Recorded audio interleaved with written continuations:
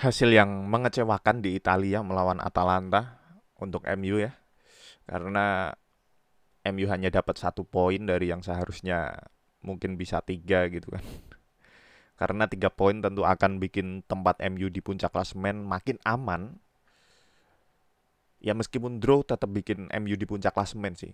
Ya, karena MU menang head to head lawan Villarreal meskipun poin mereka sama, tapi kan 3 poin nyatanya lebih baik ketimbang 1 poin dan kita inginkan hal itu. Kita pengen MU menang.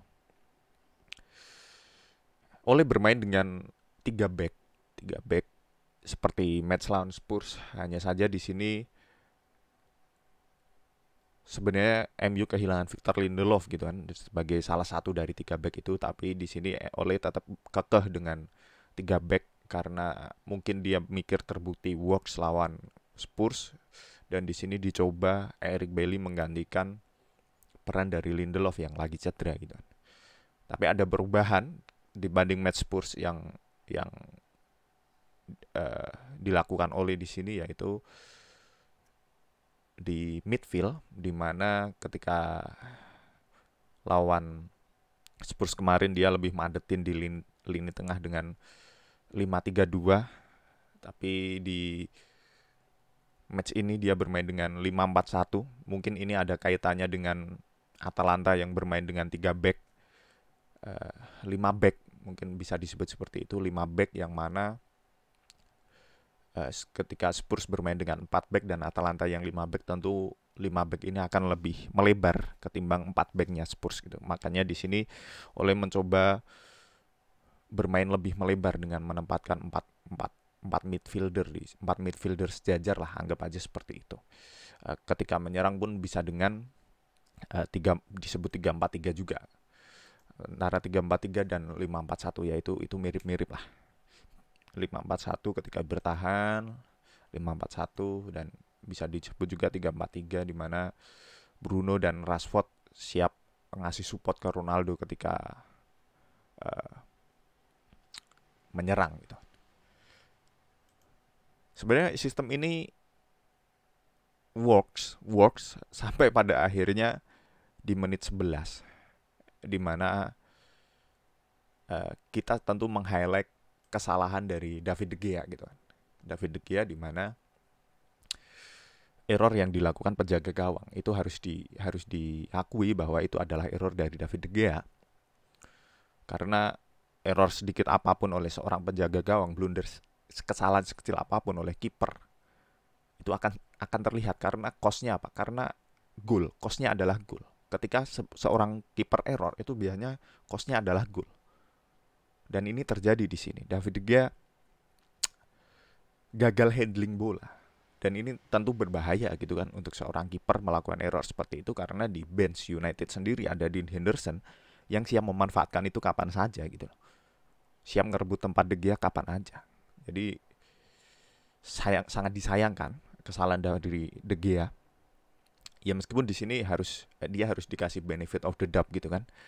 Harus dikasih sedikit pembelaan karena di sini ada salah satu pemain Atalanta, siapa namanya? Palosic.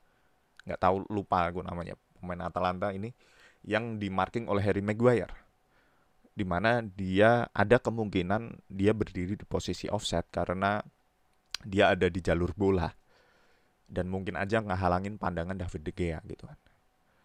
Tapi setelah dicek VAR nyatanya dia aman, dia nggak berdiri di posisi offset, sangat clear, dan uh, David De Gea udah sebenarnya udah bisa nebak arah bola, udah dapat bolanya, hanya saja handlingnya buruk untuk seorang kiper gitu. Tapi sebelum Ilicic nge-shoot, kenapa Ilicic bisa dapat peluang bagus seperti itu gitu?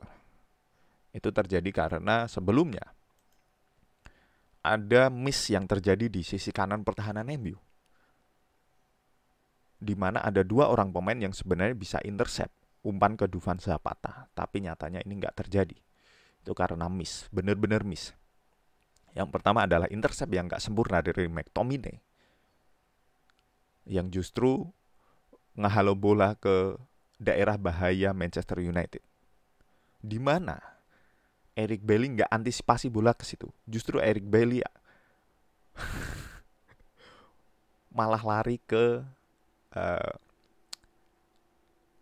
jalur bola. Dia berusaha intercept bola ke Dufan Zapata, tapi nyatanya bola justru belok oleh McTominay. Dan ini menurutku error, intercept yang nggak sempurna, dan Eric Bailly yang lari ke situ. Ini mungkin apa ya?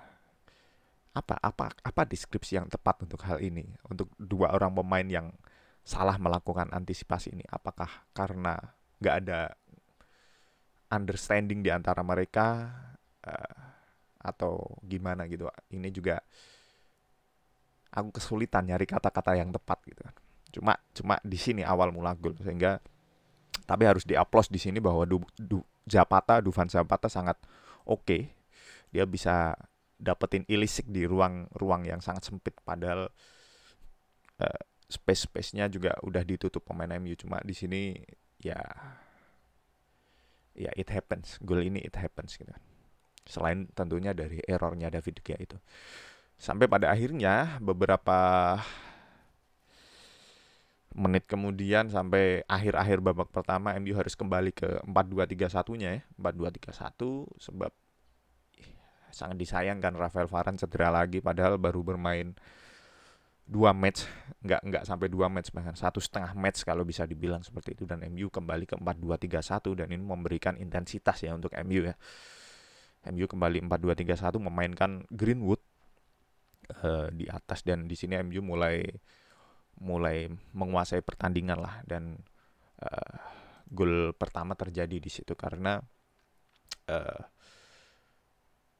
lagi-lagi Pogba. Menurutku di sini ada peran Pogba yang melakukan, ya kita tahu Pogba suka dribble gitu kan untuk menguasai bola lebih lama, dan ini bikin para pemain Atalanta memusatkan perhatian ke dia gitu kan, narik banyak banget pemain dan bikin space kosong di sini di tengah, yang mana dimanfaatkan oleh umpan McTominay, kombinasi Greenwood, Bruno, dan Ronaldo yang memanfaatkan celah-celah yang sebelumnya udah dieksploitasi, yang udah istilahnya shape-nya Atalanta sebelumnya udah dirusak sama Pogba di dribble ini gitu loh.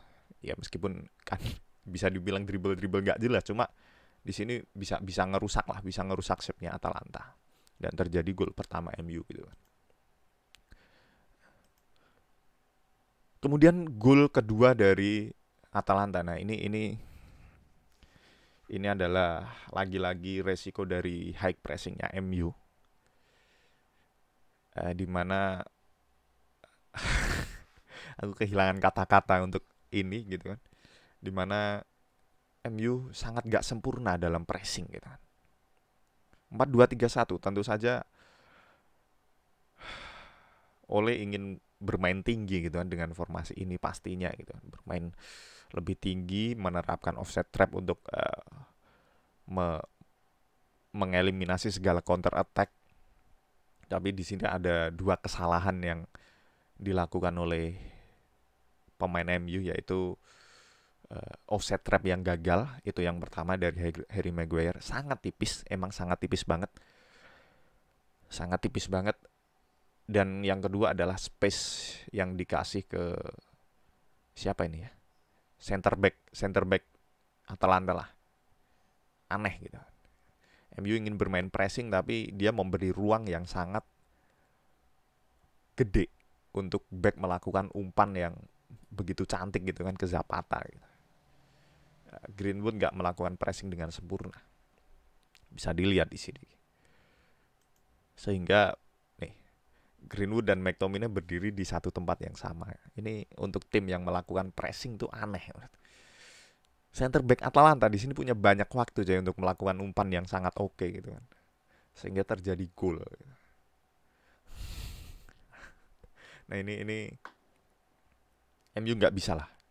Seandainya dia ingin bermain pressing, MU ingin bermain pressing tinggi, MU harus pinter gitu kan dalam mempressing gitu kan. Tapi lagi-lagi dua pemain berdiri di area yang sama. Greenwood di sini nggak ngepressing dengan begitu baik. Mungkin Bruno juga nggak tahu ya. Di sini Bruno juga nutup di lini tengah sebenarnya ini adalah posnya Greenwood gitu kan. Dan terjadi gol. Dan lagi-lagi MU harus mengejar ketinggalan dan kembali lagi juru selamat kita semua Ronaldo mencetak gol yang eh finishing yang bagus, tapi ini bukanlah eh, goal tim yang baik gitu karena ini ya shoot shoot dari luar kotak penalti, lebih kepada apa ya istilahnya, shoot yang beruntung tapi nggak juga sih kalau beruntung gitu kan, karena ini tekniknya Ronaldo, ini adalah teknik dari Ronaldo. Dan ya pokoknya itulah pokoknya. Di sini Atalanta tinggal hold keunggulan aja, cuma pada akhirnya Ronaldo berhasil memecah kebuntuan. Lagi-lagi MU seri. MU memetik hasil yang mengecewakan. Dan semoga tetap bisa lolos sih. Semoga tetap bisa lolos, itu aku harap tetap bisa lolos. Semoga 16 besar. Karena ini juga pembuktian untuk skuad Manchester United. Itu aja.